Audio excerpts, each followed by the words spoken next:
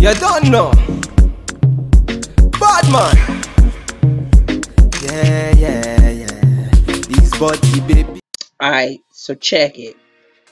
Before y'all come on here talking about Harpo, who the hell is this woman? Hear me out. So what had happened was this unit was sent to me by CurlsCurls. Insert picture here. So if you guys remember this video, then I have basically had this unit in this style ever since. And guess what, honey? Yes, it has been ran through the mail. Now, this is a curly human hair unit. So, of course, you know, the naps, the kinks, the frizz, it was expected. But girl, bruh. So, I am coming to you today with a refresher. So, I am restyling this unit. If you are interested in, of course, seeing the outcome, then of course, go ahead and keep watching.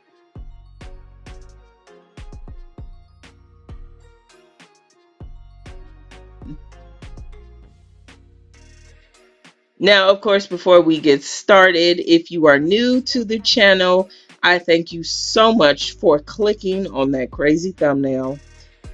And of course, make sure you ring the bell so you get all push notifications. I do hope you decide to hit that subscribe button. And most importantly, introduce yourself down below. So for this review slash how-to slash update, I am going to be using the Mo Nose Hair Curl Setting Primer. I think that's the name of it. I did pick up her full line. If you aren't familiar with her channel or who she is like the curl guru goddess on YouTube, and she came out with her own hairline. So I am using the curling primer for this twist out. Now, originally for this review, I was going to blow dry it, straighten it, and put some deep waves into it. And honey, let me tell you, I think you can tell by this balled up mess that this is a lot of hair. A lot of hair. So at the last minute, once I figured out that it was taking too long to blow dry this unit, I did decide to go with a twist out. So I've already washed the unit and of course deep conditioned and co-washed it with her same product. And this is the unit freshly washed. So I'm just going to go in with this curling gel and set these twists.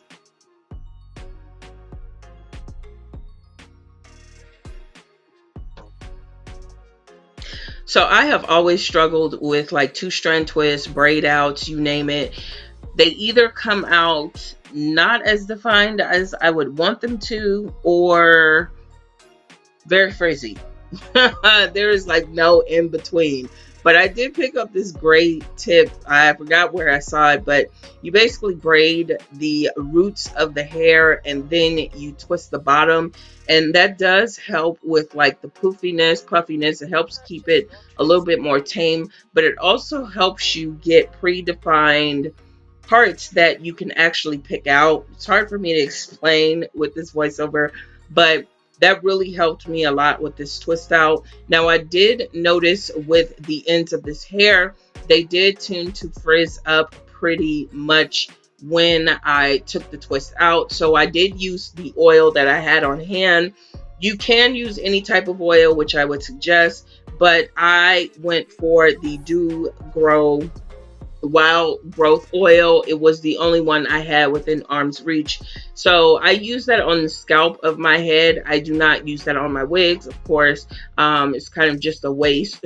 So I would suggest if you're going to do a twist out on this unit or any type of curly wig, then you definitely want to oil your hands. So when you take those twists out, you can avoid a lot of frizz.